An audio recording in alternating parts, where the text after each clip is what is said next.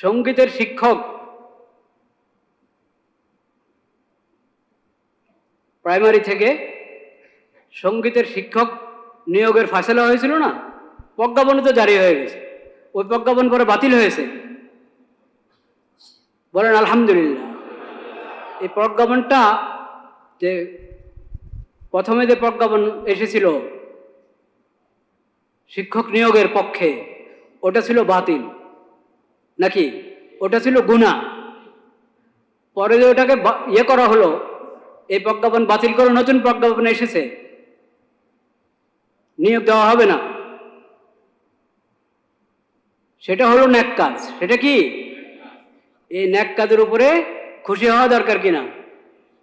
কিন্তু ইচ্ছা অনিচ্ছায় কি কারণে ওটার উপরে খুশি থাকতে পারলেন না?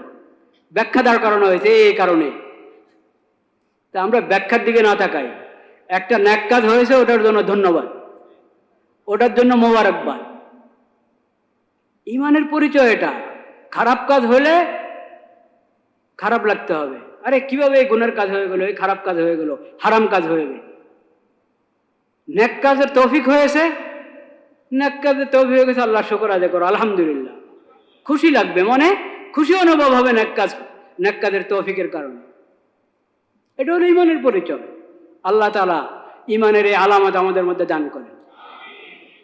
ওয়াল্লাযীনা সাবারু ইবতিগাআ ওয়াজহি রাব্বিহিম ওয়া আকামুস সালাহ ওয়া আনফাকু মিম্মা রাযাকনাহুম। বুদ্ধিমান হলো তারা যারা নিজের রবকে খুশি করার জন্য সবর করে। আল্লাহকে খুশি করার জন্য যারা সবর করে তারা বুদ্ধিমান। আল্লাহকে খুশি করার জন্য যারা সালাত কায়েম করে, ও আকামুস সালাহ, যারা সালাত কায়েম করে তারা বুদ্ধিমান। ও আনফাকু মিম্মা রাযাকনাহুম সিররাম ওয়া আলানিয়া, আল্লাহ যার রিজিক দান করেছেন,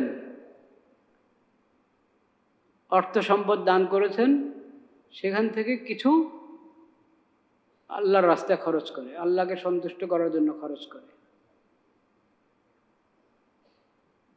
এরা বুদ্ধিমান। সিররাম ওয়া আলানিয়া, গোপনে প্রকাশ্যে যখন যেভাবে মুনাসিব, যখন যেমনটা উচিত ওইভাবে খরচ করে আল্লাহর রাস্তায়। ওয়ায়াদরাউনা বিল হাসানাতি সাইয়্যিআ, মন্দের উত্তর তারা মন্দ দিয়ে দেয় না, মন্দের উত্তর দেয় সুন্দর আচরণের মাধ্যমে, ভালো আচরণের মাধ্যমে। এরা বুদ্ধিমান। অনেকগুলো গুণাবলী এই আয়াতে, তিনটা কথা। আল্লাহকে রাজি করার জন্য যারা সবর করে, ধৈর্য ধারণ করে, এক। দুই, যারা সালাত কায়েম করে। তিন, যারা আল্লাহর রাস্তায় খরচ করে। চার, যারা মন্দের প্রতি উত্তর মন্দের মাধ্যমে নয়, মন্দের উত্তরে কি করে, তারা সুন্দর আচরণ করে, ভালো আচরণ করে। উলাইকা লাহুম উকবাদ-দার, বুদ্ধিমান ব্যক্তি যাদের এই গুণাবলী, তাদের জন্য হলো আখিরাতের সুন্দর ফলাফল।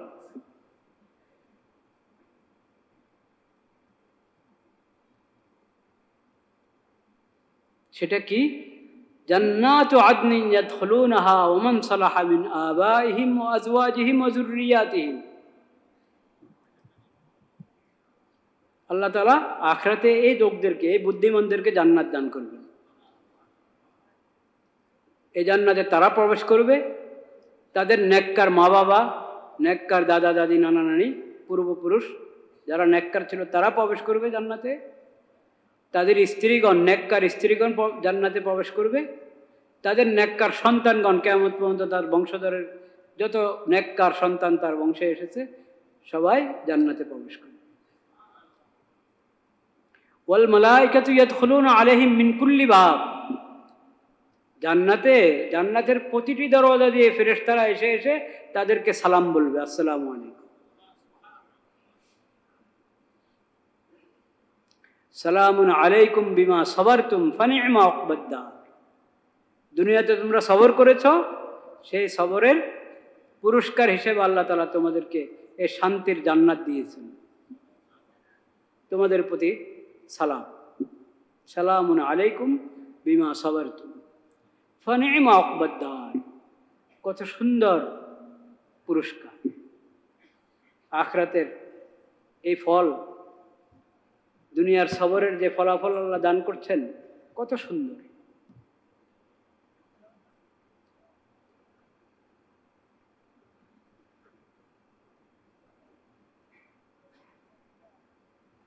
প্রথম গুণ এ আয়াতে কি বলা হয়েছে? সবর। সবর কাকে বলে? সবর কাকে বলে? সবরের মধ্যে প্রথম কথা হলো, আল্লাহ তাআলা আমাদের উপর যা ফরজ করেছেন মজবুতির সাথে ফরজটা আদায় করা, এটা হলো সবরের প্রথম কথা। ফরজ আদায় করার ক্ষেত্রে দৃঢ়তার পরিচয় দেওয়া। একদিন আদায় করলাম, একদিন করলাম না, কখনো করলাম কখনো করলাম না, একদিন করলাম আরেকদিন ছাড়লাম, এমন নয়। মজবুত থাকতে হবে। আল্লাহ যা ফরজ করেছেন, আল্লাহর ফরজ আদায়ের ক্ষেত্রে কি থাকা? মজবুত থাকা। এটা হলো সবরের প্রথম কথা। ধৈর্য, আমরা তো ধৈর্য মনে করি যে মুসিবত আসলে তখন ধৈর্য ধারণ করা, এটার নামই সবর। এটাও সবর, কিন্তু সবর শুধু এটা না। আল্লাহর ইবাদত এবং আল্লাহর আনুগত্যের মধ্যে মজবুত থাকা, দৃঢ় থাকা, এটা হলো সবর। আল্লাহ যা হারাম করেছেন ওই হারাম থেকে বেঁচে থাকা, আল্লাহর নাফরমানি থেকে বেঁচে থাকার ক্ষেত্রে মজবুত থাকা, এটা সবর।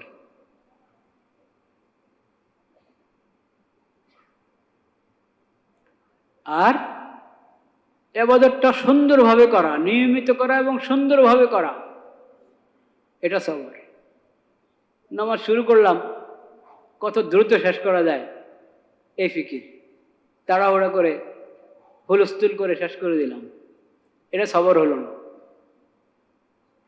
ইবাদত সুন্দরভাবে আদায় করার জন্য নিজেকে ধরে রাখা, এটা সবর। বলা মুসিবত আসলে তখন হাই হতাশ না করে ধৈর্য ধারণ করা, যে যা হয়েছে আল্লাহর হুকুমে কি হয়েছে, ইন্না লিল্লাহি ওয়া ইন্না ইলাইহি রাজিউন। আমরা তো সবাই আল্লাহর জন্য, আল্লাহর কাছেই ফিরে যাব আবার, বাস আল্লাহর ফয়সালার উপর আমি সন্তুষ্ট। এই মুসিবতের সময় আমার কি করণীয় এটা আমি জানব, জেনে সেটার উপর আমল করব। হালাতের কারণে, পরিস্থিতির কারণে হাত পা গুটিয়ে বসে যাব, হায় হতাশ করতে থাকব, হীনমন্যতার শিকার হব, এটা সবর পরিপন্থী। সবরের দাবি হলো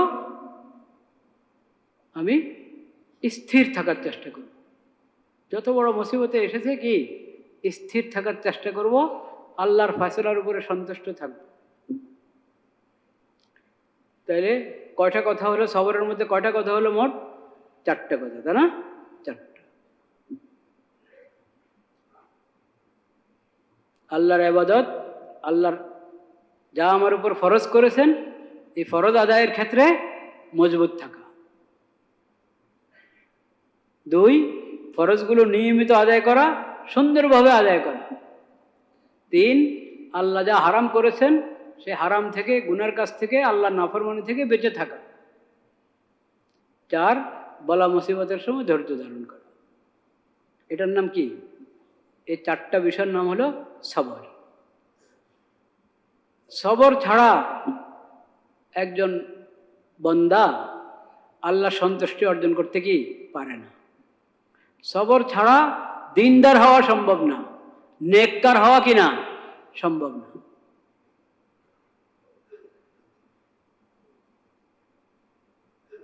শয়তান তো মানুষের পিছনে লেগেই আছে, জিন শয়তানও লেগে আছে, আর মানব আকৃতির শয়তানও কি লেগে আছে। পরিবেশ পরিস্থিতি, চারদিকের পরিবেশ যদি ইমানের পরিবেশ না হয়, দিন ইমানের পরিবেশ না হলে পরিবেশটাও দিনের ক্ষেত্রে বাধা হয়ে দাঁড়ায়।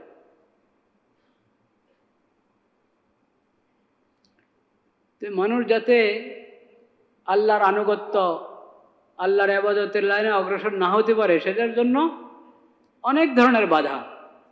যে কোনো বাধার কারণে যদি আমি কাত হয়ে যাই, দুর্বল হয়ে যায়, নরম হয়ে যায়, তাহলে ইবাদত করা সম্ভব হবে? আমল করা সম্ভব হবে? হবে। গুনার দিকে টেনে নেওয়ার জন্য তো কত কিছুই আছে, শয়তানের ধোঁকা, নফসের ধোঁকা, চারদিকের পরিবেশের আকর্ষণ। গুনার দিকে টেনে নেওয়ার জন্য গুনার একটা স্বাদ, গুনার একটা কি স্বাদ, গুনার প্রতি আকর্ষণ। এটা বড় বেয়াদি। আল্লাহর কাছে দোয়া করতে হয় যে হে আল্লাহ, আপনি ইমানের প্রতি, নেক আমলের প্রতি আমার আকর্ষণ সৃষ্টি করে দেন আমার অন্তরে, গুনার প্রতি আমার অন্তরে ঘৃণা সৃষ্টি করে দেন, গুনার প্রতি যাতে আমার অন্তরে কোনো আকর্ষণ না থাকে।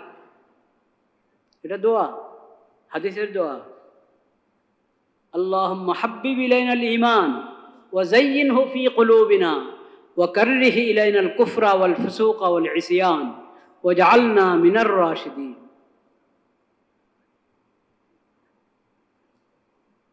হে আল্লাহ, আমাদের অন্তরে ঈমানের মহব্বত দান করেন, ঈমানকে আমাদের কাছে ভালো লাগিয়ে দেন, অন্তরে ঈমানের প্রতি আমাদের অন্তরে ঈমানের প্রতি আকর্ষণ সৃষ্টি করে দেন। ওয়া কাররিহ ইলাইনাল কুফরা ওয়াল ফুসুকা ওয়াল ইসয়ান, কুফর, শিরিক, পাপাচার, ফাসিকি, এসব কিছুর প্রতি আমাদের অন্তরে ঘৃণা সৃষ্টি করে দেন। আমাদের অন্তরে যাতে এগুলোর প্রতি কোনো ধরনের কোনো আকর্ষণ না থাকে।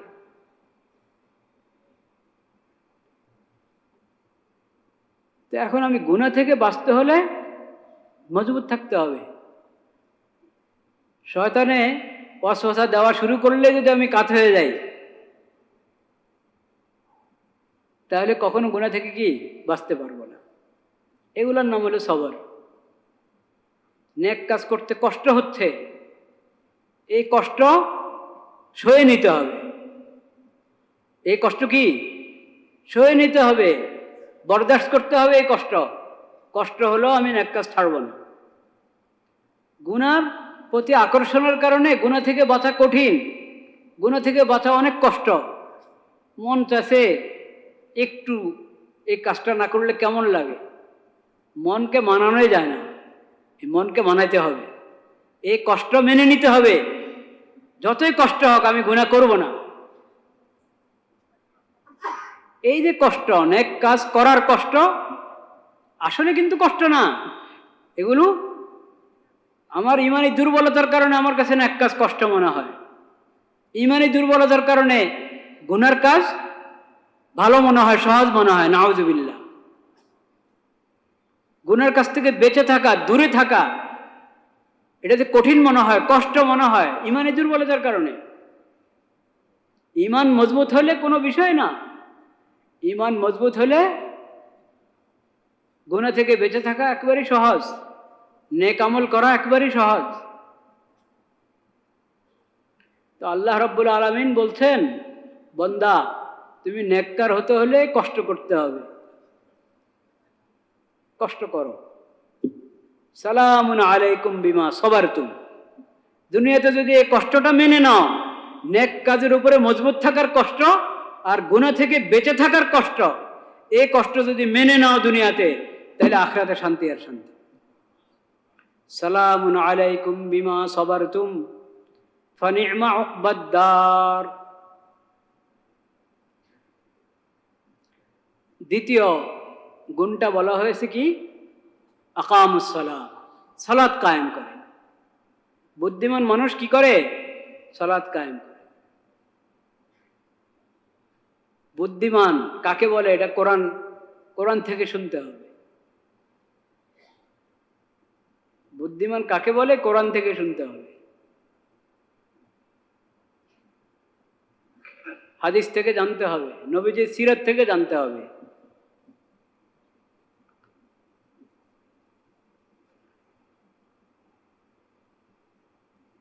বুদ্ধিমান হতে হলে প্রথম কথাই তো ঈমান। প্রথম কথাই কি? ঈমান। মুমিনের পরিচয় কি?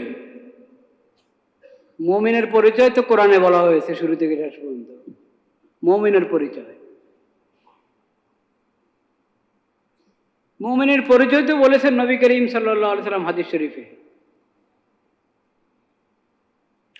ইযা সাররাতকা হাসানাতুক ওয়া সাআতকা সাইয়্যাতুক ফাআনতা মুমিন।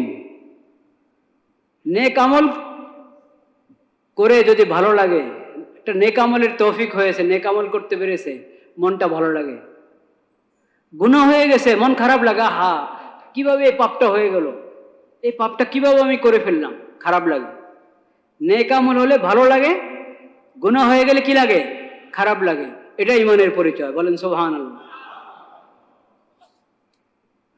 আর যদি উল্টা হয়, নেক আমল হয়েছে, এখন খারাপ লাগে, আরে এই আমলটা কেমনে হয়ে গেল, এটার ব্যাখ্যা দাঁড় করানো শুরু হয়। হ্যাঁ, সঙ্গীতের শিক্ষক প্রাইমারি থেকে সঙ্গীতের শিক্ষক নিয়োগের ফায়সালা হয়েছিল না? প্রজ্ঞাপন তো জারি হয়ে গেছে, ওই প্রজ্ঞাপন পরে বাতিল হয়েছে। বলেন আলহামদুলিল্লাহ। এই প্রজ্ঞাপনটা যে প্রথমে যে প্রজ্ঞাপন এসেছিল শিক্ষক নিয়োগের পক্ষে, ওটা ছিল বাতিল নাকি? ওটা ছিল গুনাহ। পরে যে ওটাকে ইয়ে করা হলো, এই প্রজ্ঞাপন বাতিল করে নতুন প্রজ্ঞাপন এসেছে, নিয়োগ দেওয়া হবে না। সেটা হলো ন্যাক কাজ। সেটা কি? এই ন্যাক কাজের উপরে খুশি হওয়া দরকার কিনা?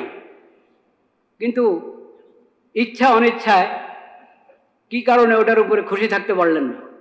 ব্যাখ্যা দাঁড় করানো হয়েছে এই কারণে।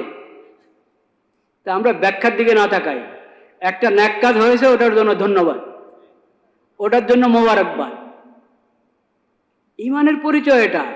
খারাপ কাজ হলে খারাপ লাগতে হবে, আরে কিভাবে এই গুনার কাজ হয়ে গেল, এই খারাপ কাজ হয়ে গেল, হারাম কাজ হয়ে গেল।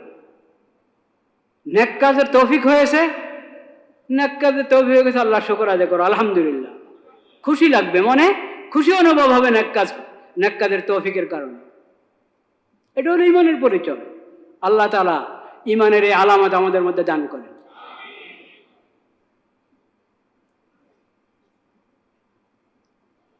তো বুদ্ধিমান কারা? যার মধ্যে ঈমান আছে। বুদ্ধিমান কে? যার মধ্যে আখিরাতের ফিকির আছে। বুদ্ধিমান কে? যে নিজের খালেক এবং মালিককে চিনে, সে বুদ্ধিমান। আমার খালেক, আমার মালিক, আমার রব, তিনি একমাত্র মাবুদ, তার ইবাদত করা আমার উপরে কি ফরজ। সবচেয়ে বড় ইবাদত নামাজ। সবচেয়ে বড় ইবাদত কি? ওয়া আকামুস সালাহ। এটা বুদ্ধিমানের পরিচয় আল্লাহ কোরআনে দিয়েছেন। ওয়া আকামুস সালাহ, তারা সালাত কায়েম করে। সালাত কায়েম করে। সালাত কায়েম করার অর্থ কি? আজকে এই কথাই বলে শেষ করছি।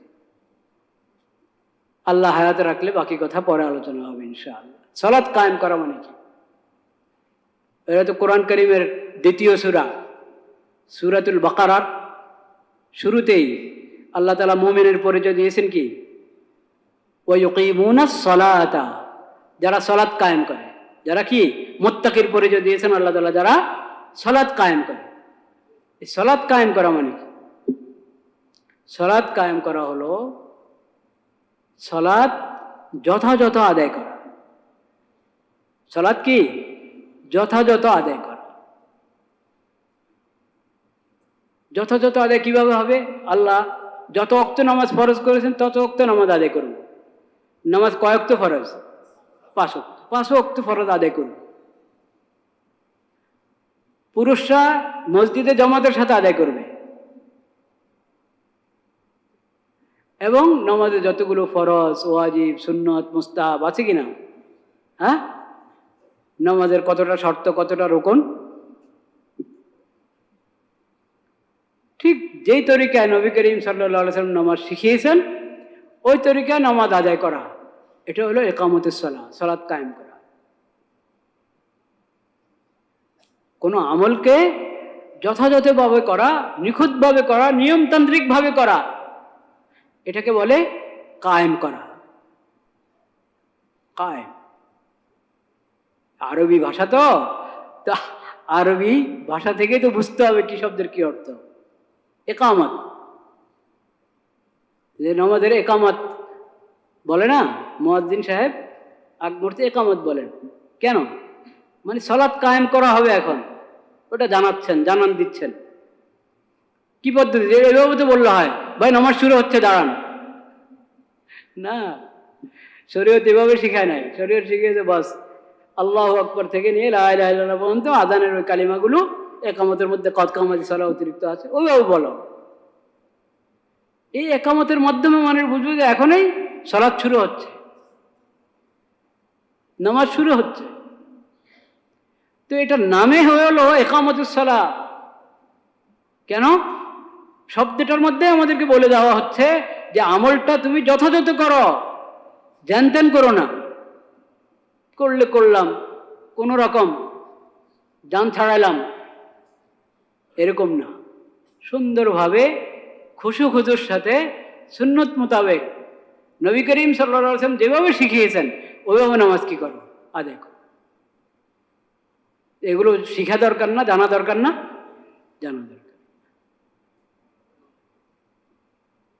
সালাতের মশালা আমাদেরকে জানতে হবে, সালাতের নিয়ম শিখতে হবে। নবী করিম সাল্লাল্লাহু আলাইহি ওয়াসাল্লাম সাহাবায়ে কেরামকে শিখিয়েছেন, সাহাবায়ে কেরাম তাবেঈদেরকে কি শিখিয়েছেন, কোথায় কি বলতে হবে, কোন আমল কিভাবে করতে হবে। তাকবীরে তাহরিমা, এখান থেকে নামাজ শুরু। নামাজের প্রস্তুতিমূলক কিছু কাজ তো আগে আছে, মূল নামাজটা শুরু হয় তাকবীরে তাহরিমার মাধ্যমে। তাহরিমু হাত তাকবীর, নবী করিম সাল্লাল্লাহু আলাইহি ওয়াসাল্লাম বলেছেন নামাজের ইহরাম তাকবীর। নামাজের হজের যেরকম ইহরাম আছে, নামাজেরও কি আছে, ইহরাম। নামাজের ইহরাম হলো কি, তাকবীর। এই জন্য এটার নামে হলো তাকবীরে তাহরিমা। নামাজের বাইরের যাবতীয় কর্মকাণ্ড এখন নিষেধ, সব হারাম হয়ে যাচ্ছে। তাকবীরে তাহরিমা, আল্লাহু আকবার। এটার উচ্চারণ কিভাবে হবে, আল্লাহু আকবার, উচ্চারণটা শুদ্ধ হতে হবে। হাত উঠাবো, হাত বাঁধবো, তারপরে সানা, একবারে সালাম পর্যন্ত নামাজের কাজ। তাহরিমু হাত তাকবীর ওয়া তাহলিলু হাত তাসলিম।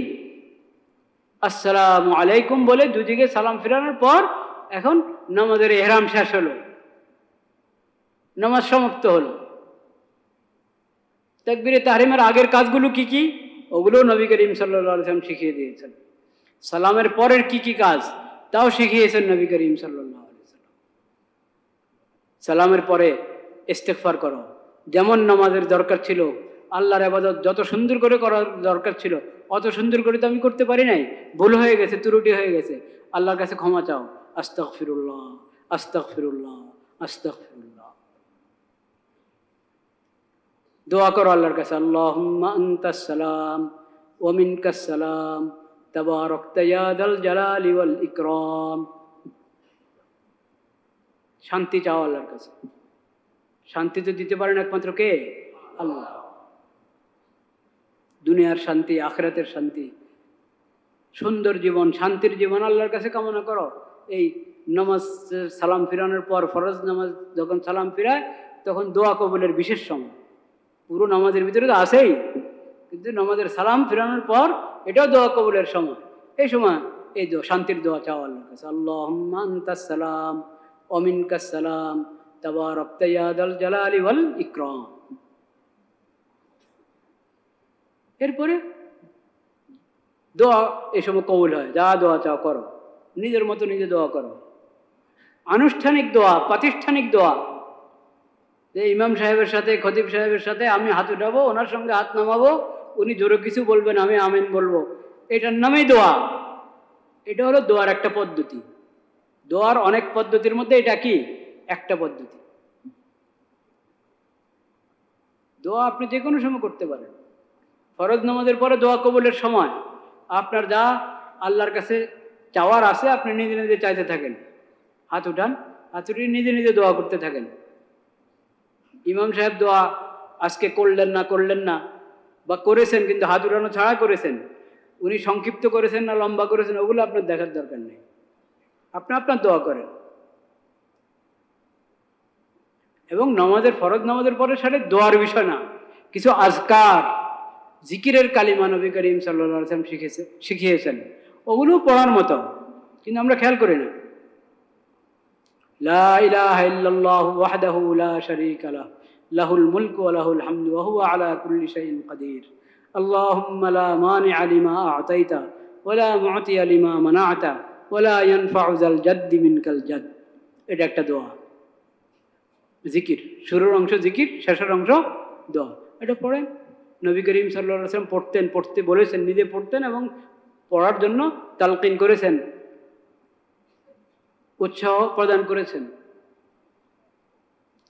কাছাকাছি আরেকটা দোয়া, লা ইলাহা ইল্লাল্লাহু ওয়াহদাহু লা শারীকা লাহু লাহুল মুলকু ওয়া লাহুল হামদু ওয়া হুয়া আলা কুল্লি শাইইন কাদির।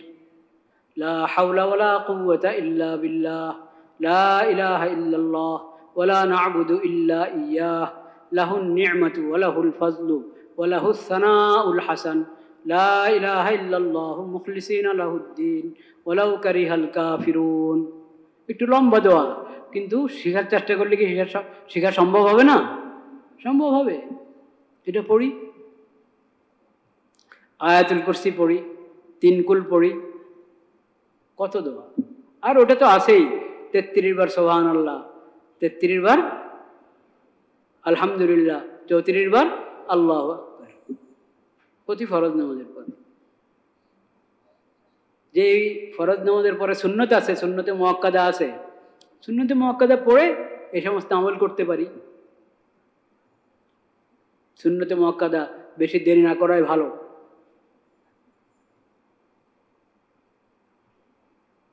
আগে করলেও কোনো সমস্যা নেই, সুন্নতের আগেও যদি আমি এই আমলগুলো করে ফেলি তাতেও কোনো আপত্তি নেই। তো এই যে একটা আনুষ্ঠানিক পদ্ধতি হয়ে গেছে আমাদের, যে সালাম ফেরানোর পরে ছোট্ট একটা মোনাজাত ইমাম সাহেব দিবেন, ইমাম সাহেবের সঙ্গে আমিও ছোট্ট মোনাজাতটা দিয়ে বাস দাঁড়িয়ে যাই, সুন্নত পড়লাম বা বের হয়ে গেলাম। আর কেউ হয়তো মোনাজাতের শরীক হয় না, চলে যায়। মোনাজাত তো আর ফরজ না। সালাম ফেরানোর পরে আপনি যদি উঠে চলে যেতে চান যেতে পারেন, কিন্তু সুন্নতে মুআক্কাদা ঘরে গিয়ে হলো পড়বেন। সুন্নতে মুআক্কাদা ঘরে গিয়ে হলো কি পড়বেন, বাদ দিবেন না। জুমার আগে 4 রাকাত সুন্নতে মুআক্কাদা, জুমার পরে কমপক্ষে 4 রাকাত, আরো 2 রাকাত পড়লে 6 রাকাত, না 4 রাকাত তো বটেই। ফরজ না, ওয়াজিব না, কিন্তু সুন্নত মানে মুস্তাহাব পর্যায়ের সুন্নত না, তাকিদপূর্ণ সুন্নত। এগুলোর গুরুত্ব দেওয়া উচিত। এই জন্য তো এগুলোর নামে হলো আরবিতে এগুলোর নামে হলো সুন্নতে রাতেবা, সুন্নতে মুআক্কাদা বা সুন্নতে রাতেবা। রাতেবা বলা হয় জন্য যেটা নিয়মিত করার মতো।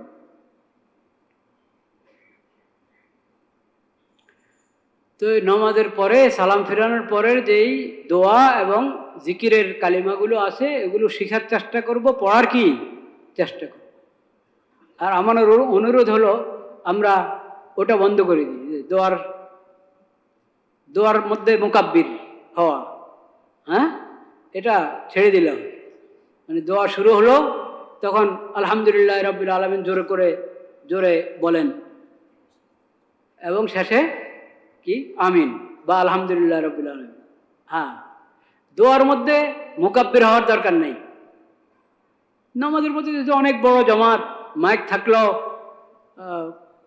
প্রয়োজন হয় একটু জোর করে আরেকজনে বললে সবাই ঠিকমতো শুনে, সেজন্য নামাজের মধ্যে মুকাব্বির ওটা ঠিক আছে। দোয়ার মধ্যে মুকাব্বির হওয়ার কোনো প্রয়োজন নাই, কারণ দোয়া তো জমাতের আমল না, এটা জমাতের আমল না, এটা যার যার আমল। একসাথে হলে নিষেধ নাই, কিন্তু একসাথে হওয়ার কোনো এরকম বিধানও দেওয়া হয় না যে সবাই একসাথে শুরু করো একসাথে শেষ করো।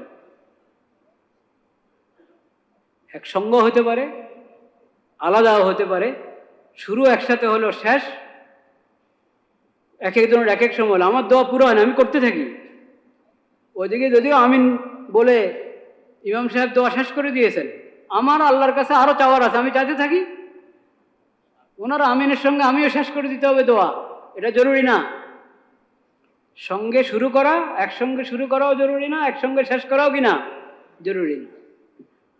আর আমি দোয়া করছি, উনি যদি একটু আওয়াজ করে উচ্চস্বরে দোয়া করতেন, সেই দোয়াতে আমি আমিনও বলতে পারি, আর না হয় আমি নিজের দোয়া নিজে করতে কি পারি।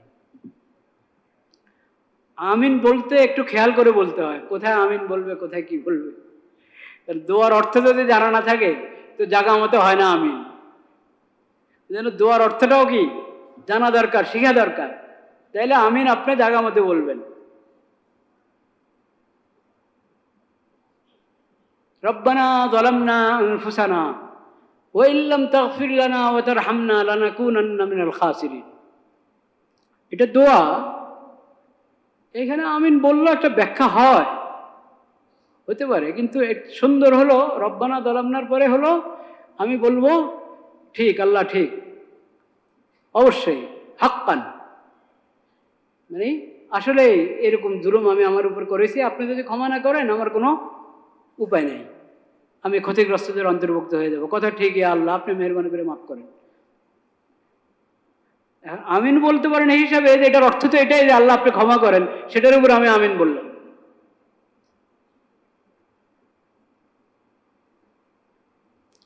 তা আমিন দোয়া যেটা আল্লাহর কাছে চাওয়া হয়, ওই কথার উপর আমিন মানে আল্লাহ আপনি কবুল করেন। যিনি জোরে দোয়া করছেন উনি যা আপনার কাছে চাইলেন আমিও তা চাই, আপনি দোয়া ওনার জন্য, আমার জন্য, সকল মুসলমানের জন্য কি করেন, কবুল করেন। এটা হলো আমিনের অর্থ। তাহলে আজকের আলোচনা থেকে এতটুকু তো আমরা বুঝলাম যে সব সময় জুমার নামাজের 2 রাকাত নামাজের পরে খতিব সাহেব হাত উঠে মোনাজাত দিবেন, জোরে আওয়াজ করে মোনাজাত দিবেন, আর আমরা সবার সঙ্গে দোয়া করতে থাকবো। এই পদ্ধতি কি জরুরি? এই পদ্ধতি কি না জরুরি না। হঠাৎ কোনো সময় দেখবেন আমি সালাম ফিরানোর পরে নিজের দোয়া নিজে পড়তেছি, নিজের দোয়া নিজে করতেছি, নিজের জিকির নিজে করতেছি, হাত উঠালাম না, কোনো আপত্তি থাকবে আপনাদের? কোনো সময় দেখবেন আমি এক পাশে সুন্নত পড়া শুরু করে দিয়েছি, সুন্নত পড়া শুরু করে দিয়েছি, আজকে দোয়া আমি পরে করব, এখন সুন্নত পড়তেছি আমি, কোনো আপত্তি থাকবে? এটা জানতে হয়, বুঝতে হয়। শরীয়ত যেটাকে সুন্নতে মুআক্কাদা বানায় নাই, ওটাকে আমি সুন্নতে মুআক্কাদা মনে করতে পারি না। ওটা সুন্নতে মুআক্কাদা না। যেটা মুস্তাহাব ওটা মুস্তাহাব, যেটা মুবাহ ওটা মুবাহ। শরীয়ত যেটাকে যে স্তরে রেখেছে সেই স্তরে রাখতে হবে। আর ইমাম সাহেব আজকে দোয়া করলেন না, দোয়া করলেন না মানে একবারেই সবাইকে নিয়ে একসাথে মোনাজাত করলেন না, তো এর মানে কি আমি নিজের দোয়া নিজে করব না? করব, আমি করি, সুন্নতের পরে করি, সুন্নতের আগে করি, আমার দোয়া আমি করব। আমার জিকির যে কালিমাগুলো হাদিস শরীফে শেখানো হয়েছে ওগুলো আমি আদায় করব। কে আদায় করলো কে করলো না, কে আগে করতেছে কে পরে করতেছে, কে সংক্ষিপ্তভাবে করতেছে, ওগুলো তো আমার দেখার দরকার নেই। কারণ এটা তো ফরজ নামাজের জমাত না। ফরজ নামাজের জমাত তাকবীরে তাহরিমা ইমাম সাহেবের সঙ্গে শুরু হবে, সালামের মাধ্যমে ইমাম সাহেবের সঙ্গে কি হবে, শেষ হবে। দোয়া বিশেষ করে ফরজ নামাজের পরে যে দোয়া, ওটা কি ওরকম যৌথ আমল, জমাতের আমল না।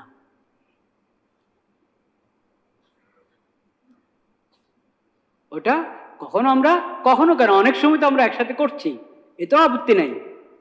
আর আলাদা আলাদা নিজেরটা নিজে করলাম তাতেও কি আপত্তি নেই। বরং হাদিস শরীফ থেকে এটাই বুঝে আসে নবী করিম সাল্লাল্লাহু আলাইহি সাল্লাম ফরজ নামাজের পরের দোয়া যৌথভাবে সবাইকে মুসল্লিদেরকে নিয়ে নিয়মিত সবসময় করেছেন, এরকম বিষয়টা ছিল না, এরকম ছিল না। ওটাও আছে, ওটাও প্রমাণিত বিভিন্ন হাদিস থেকে। কিন্তু আমরা যেরকম মনে করি যে 5 ওয়াক্ত দৈনিক একবারে 5 নামাজের পরেই ছোট্ট একটা মোনাজাত ইমাম সাহেবের সাথে না দিলে মনে হয় যেন নামাজটাই অসম্পূর্ণ থেকে গেল। এই ধারণা কি না? ঠিক না। নামাজ তো সালামে পুরা হয়ে যায়। ও তাহরিমুহাত তাসলিম, সালাম হয়ে গেল, নামাজ শেষ। নামাজ কি হয়ে গেল? পুরো হয়ে গেল। বাকি আমল যার যার। বাকি আমল কি কখনো একসাথে করলেও আপত্তি নেই। আল্লাহ তাআলা আমাদেরকে বোঝার তৌফিক নসিব করেন। ওয়া আখিরু দাওয়ানা আলহামদুলিল্লাহি রাব্বিল